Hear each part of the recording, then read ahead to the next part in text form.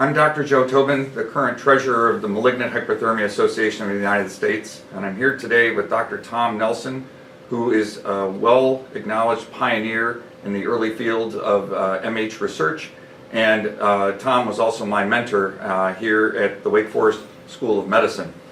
It's my pleasure to interview Tom this morning on behalf of MHAUS to explore some of the early findings and the early work that was performed in MH research. Tom and I are both Professor Emeriti at the Wake Forest School of Medicine, and we're here at the Wake Forest School of Medicine taping this morning. Good morning, Tom. Good morning, Joe. Great to see you this morning. Thank you very much. Thanks. Good to see you. Thanks for agreeing to do this with us. Thanks for inviting me. Glad to do it. So Tom and I have shared more than 15 years together here at Wake Forest, and time after we both retired. And Tom still consults as we have some challenges with MH patients and their families.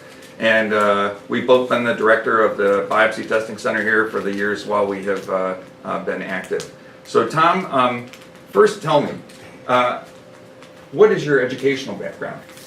Well, I have a PhD in animal nutrition, and I had no intention of being an animal nutritionist, but I tried to get an educational background so that I could do research because I knew that's what I wanted to do. So I had a very liberal major professor who let me take statistical courses, biochemistry courses to prepare me for a research career. So you got both a master's degree and then a PhD. Correct. And then where did you start with your postgraduate work?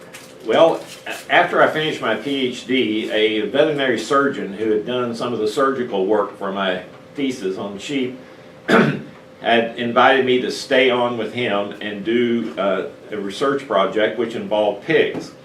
And this is how I became involved with malignant hyperthermia.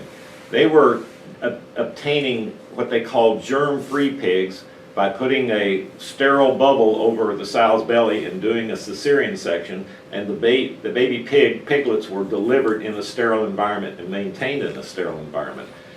And in the course of that study, some of those pigs were dying under anesthesia, and no one could explain or understand why. And without going into details, it was later discovered that that was a disease known as malignant hyperthermia. And I was asked to become involved in that because of my biochemical experiences. So I did some tests on muscle measuring ATP levels in the muscle of the pigs with and without halothane, and we could distinguish which pigs were susceptible and which were not by measuring the ATP levels.